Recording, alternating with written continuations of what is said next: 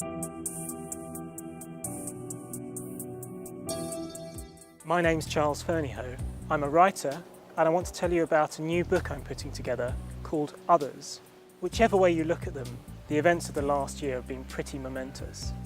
What worries me, and I think worries many other people too, is the way these political upheavals have been used to justify intolerance, prejudice and hatred. There's nothing new about human beings finding ways to mistrust those who are different to them.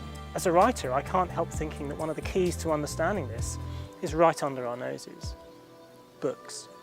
I've heard a lot of people say that books matter now more than ever. But why? Is it just because they reaffirm our own identities and values? Or is it because, for at least some of the time, they do the opposite? They take us out of the selves we inhabit and put us into other pairs of shoes. With this anthology, I want to explore this hunch with the help of some brilliant writers who do this for a living. Poets and fiction writers who can launch us into jobs we will never do, emotional nets that will never entangle us, cities we will never yearn for, systems of belief we will never rail against, and the shacks and palaces of kingdoms we could never reach.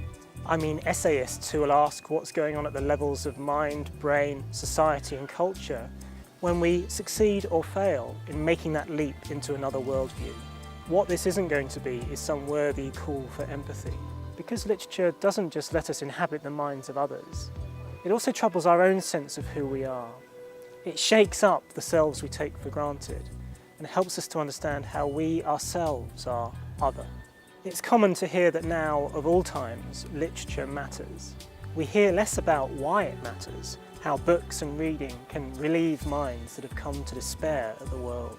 That's the question I want to ask in this book, and I've brought together some fabulous writers to help me to do that. What results might serve as a pocket device for keeping track of our humanity through what could be some rough years. Please help us to make this book happen by supporting it on Unbound.